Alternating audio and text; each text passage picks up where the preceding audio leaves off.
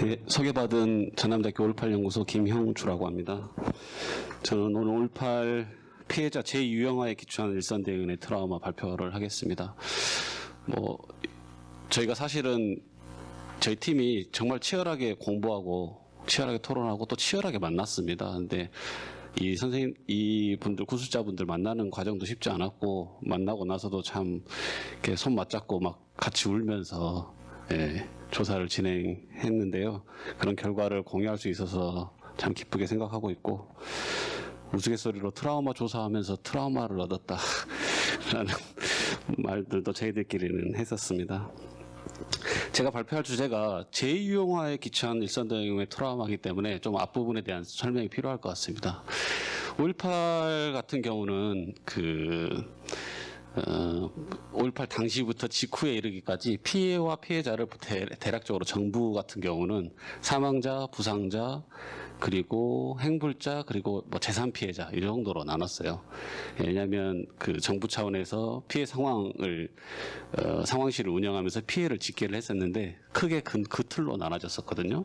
근데 당사자 여러분들도 그렇게 구성했어요. 유족회, 희생자 유족회, 그다음 부상자회 혹은 구속부상자회 이런 식으로 자신들을 그렇게 어떤 직접적 물리적 피해에 따라서 정부든 당사자든 자신들을 그렇게 피해와 피해자를 이용화했다라는 거죠. 근데 이제 앞서 말씀하셨다시피 우리 오승 선생님께서 처음으로 그런 정신적 외상에 대해서 말씀하신 이유로 그래서 직접적 물리적 피해뿐만 아니라 정신적 피해도 입을 수 있겠구나라고 생각을 하게 된 거죠. 90년대 이후부터 피해에 대해서 확장이 되는 겁니다.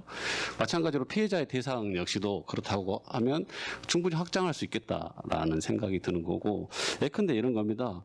요즘에 저희가 아이를 체벌한다 학교는 가정에서 그게 일종의 범죄화되어 있잖아요. 과거에는 그게 범죄이지 않았습니다. 그러니까 아동은 그때 당시에는 피해를 입지도 않았고 피해자도 아닌 거죠. 일반적으로. 지금은 피해가 되고 피해자가 되죠. 그러니까 충분히 가변적일 수 있다라는 건데 5.18도 마찬가지라는 겁니다. 어떤 사회적 정치적 수준에 따라서 조건의 변화에 따라서 그다음에 진상 규명이나 책임자 처벌의 어떤 그런 과정에 따라서 충분히 피해나 피해자도 새롭게 재정이 될 필요가 있다라는 측면이 분명히 있습니다.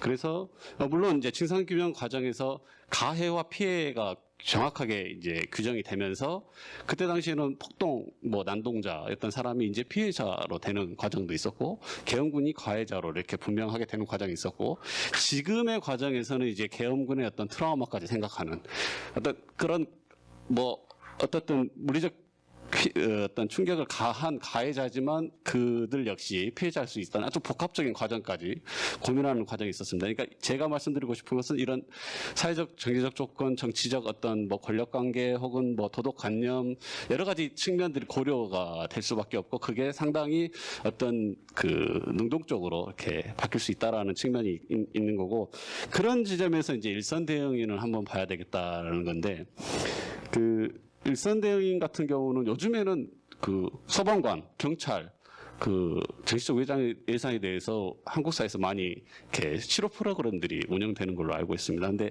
우리 5.18 연구에서 혹은 5.18 당시에 얼마나 우리가 이런 분들한테 관심을 가졌을까? 시민들, 계엄군.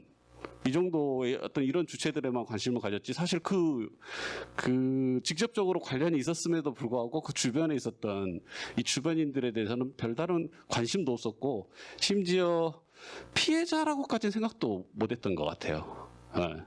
근데 한번 접근을 이렇게 한번 해봤습니다. 근데 보시는 바와 같이 보통 통상 일선 대응에는 소방관과 경찰, 의사와 간호사, 그다음 기자 등을 말합니다.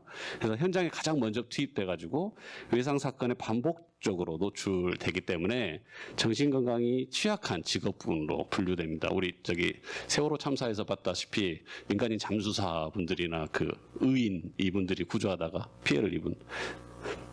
그런 비슷합니다. 그래서 5.18 당시의 일선 대응은 현장의 피해와 밀접하게 연관을 가지고 있으면서 피해를 기록하거나 수습했던 그런 역할을 수행한 주체를 제가 의미한다고 조작적으로 정의를 했고 그래서 그들 중에서 의사, 간호사, 기자, 시신 수습인, 수습위원회에 대한 그런 트라우마를 분석해 보겠다라는 게 이 연구의 목적이었고요. 자, 질문은 그렇습니다. 일선대행은 5.18 당시에 어떻게 관여를 했는가? 그리고 그 사건 당시 이후에 겪었던 경험과 고통은 무엇이고, 자, 이들이 겪었던 트라우마는 무엇이고, 또 그들의 그것의 함의는 무엇인가? 이 세 가지 질문을 중심으로 문제를 풀어보도록 하겠습니다. 말씀드렸다시피 이제 오성 선생님이나 또 최영희 선생님께서 이 관련 연구들을 굉장히 앞서서 많이 진행을 해주셨어요. 그리고 김병희 선생님도 마찬가지시고요. 점차 제가 생각할 때는 정치적 외상에 대해서 우리가 주목하게 되고 그것을 사회적인 맥락 안에 위치시키려 하는 노력들이 지난 수십 년 동안 계속해서 진행되었다라고 생각이 됩니다. 그럼에도 불구하고 여전히 어떤 트라우마의 집단적, 문화적, 복합적 측면에 대한 분석은 좀 부족하지 않았나라는 생각이 듭니다. 근데 제가 생각할 때는 제가 진상규명 투쟁 과정도 말씀을 드렸지만 실제로 이 연구가 이렇게 진행이 됐기 때문에 선배 선생님들께서 혹은 여러 분들께서 그런 진상규명 활동을 하시고 연구를 진척시킬 수 있었기 때문에 저희 팀이 약간의 진전된 논의를 지금 발표할 수 있지 않나라는 생각이 들거든요. 예. 그런 기초조사가 없었다면 아마 저희들은 이런 그 조사를 수행하지 못했을 거라고 생각이 듭니다. 자, 이제 기존 자료에 대해서 좀 말씀드려야 될 것 같은데요. 앞서 안지 선생님께서도 증언자료집의 어떤 활용도에 대해서 말씀을 해주셨는데, 크게 보면은 현사련 자료가 있습니다. 89년, 90년에 나온 500명에 대한 방대한 기록을 담고 있죠. 예. 그 다음에 5.18 연구소에서 90년대 말과 2000년대 초에 잡은 증언 자료집 4권이 있고, 그 다음에 현재까지 진행하고 있는 우리 그 기념재단의 증언 자료집들이 크게 보면 있을 것 같습니다.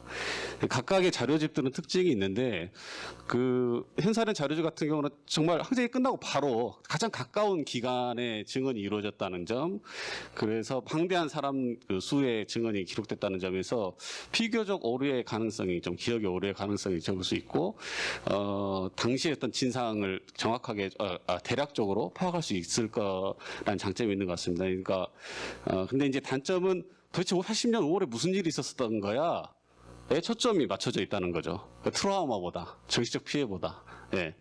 사건을 좀 이렇게 저희들이 그 사실들을 파악할 때는 도움이 굉장히 많이 되지만 트라우마에 대해서 접근할 때는 여전히 한계를 가질 수밖에 없다는 측면.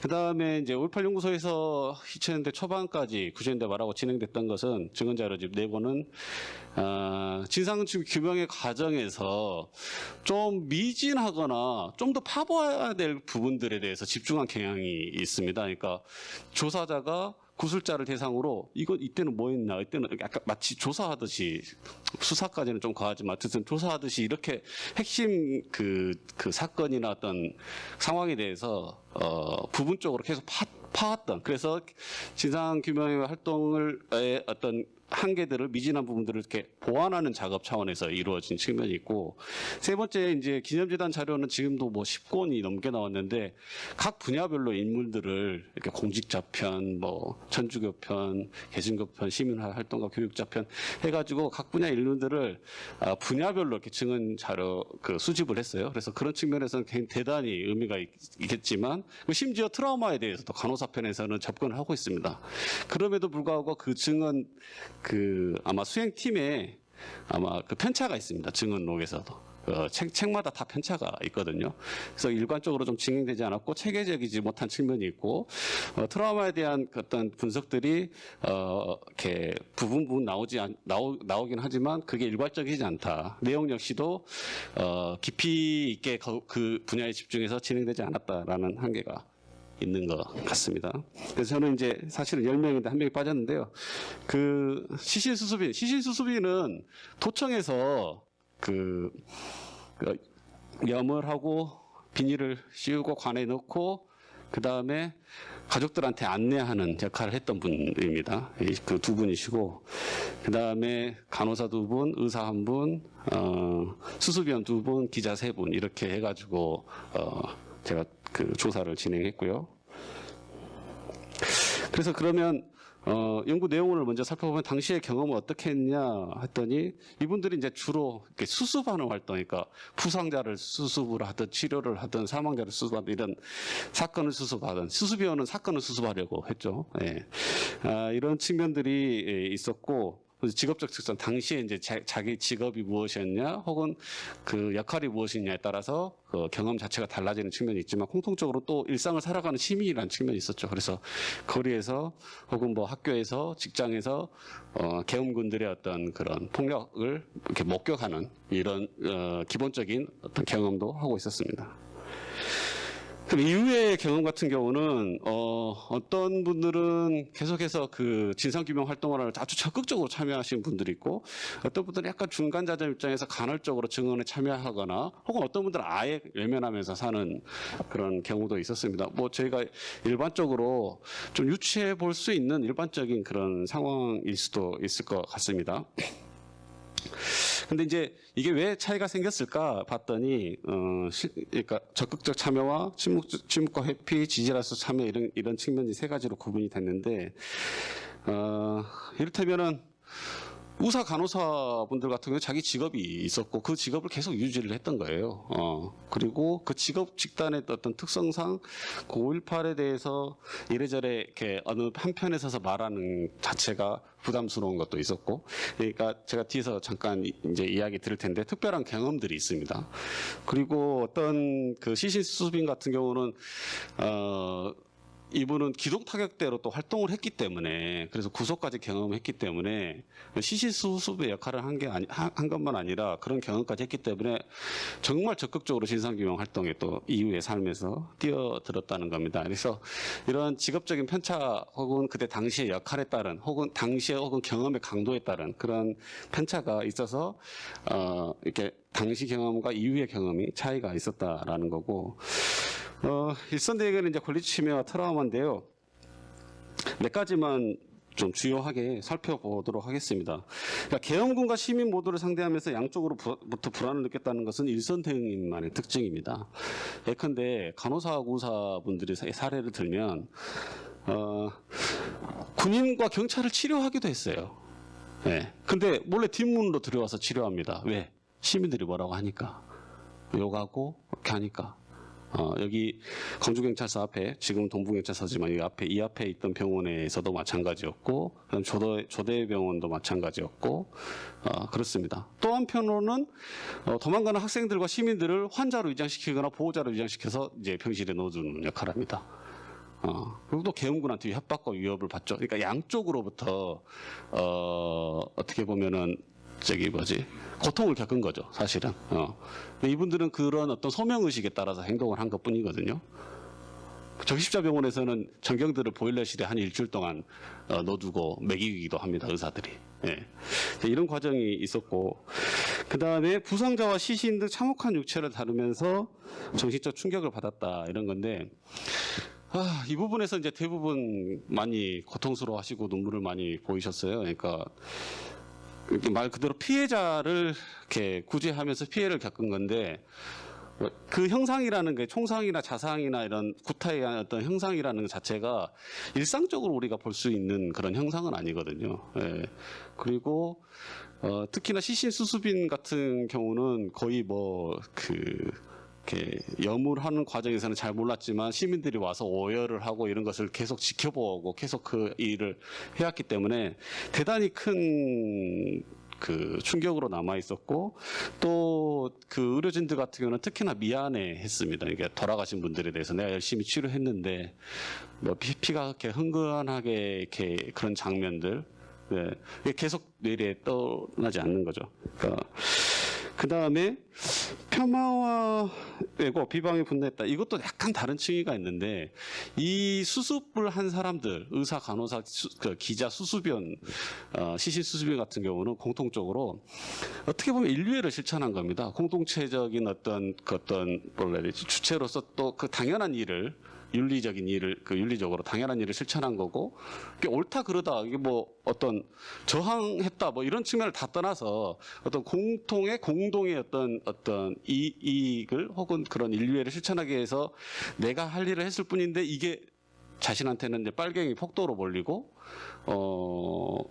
본인들도 내 할 일을 했을 뿐인데 결과적으로는 그런 광주 사람이라는 이유로 혹은 그런 사람이라는 이유로 이렇게 몰린다는 것에 대해서 그런 측면에서 분노를 많이 하고 있더라고요. 예. 내가 다 민주화 운동을 해서 옳은 일을 했어 이게 아니라 그런 측면이 있었고 그래서 결과적으로 이분들 같은 경우는 그 이제 말하지 않거나 혹은 간헐적으로 막거나 양쪽에 어떤 양가적인 측면이 있었는데 이게 묶여 있었다는 거죠. 이게 회피와 속박이라는 건데 내가 아무리 발버둥 치고 다르게 살아보려 해도 혹은 뭐 증언을 하려고 뭐 어쨌든 간에 어떤 5.18이라는 말뚝에 묶인 밧줄로 묶인 어떤 그런 주체들 결국은 빠져나가려 해도 그 안으로 더 회귀할 수밖에 없는 그런 존재들이 있었다라는 겁니다. 시간이 많지 않았는데요.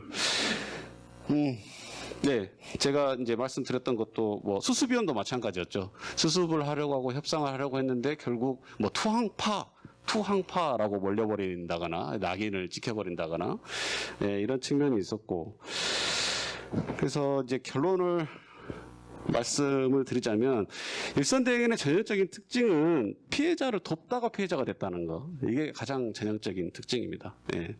그리고 양쪽으로부터 어떤 안전권이나 생명권에 대해서 위협과 공포를 느낀 계엄군과 시민군으로부터 그러니까 어떤 층위가 조금 다른 측면이 있다는 거고 중립적 인도적 행위를 수행했으나 폭도나 빨갱이로 몰렸다라는 거고 자기 자체 활동을 했지만 죄책감을 느낀다는 거고 이런 측면이 있었다는 거고 이제 재현을 하자면 그러니까 5.18 트라우마 조사 그러니까 피해 조사에서도 이런 일선 대응에까지 그 좀 이렇게 관심을 가져야 된다라는 거고 이렇게 폭넓은 조사와 그 연구가 필요하다는 거 의사 간호사 기자 소방관 경찰 응급구조사들도 요즘에 엄청 많이 트라우마 시달린다고 하는데 민간인 조력자 등까지 확대를 좀 시킬 필요가 있고 그런 측면에서 이제 5.18과 같은 어떤 혁명적 저항운동 혹은 어떤 학살이라는 어떤 가장 극도의 어떤 폭력이 자행됐던 사건뿐만 아니라 시위 진압과 같은 일반적인 어떤 그런 폭력의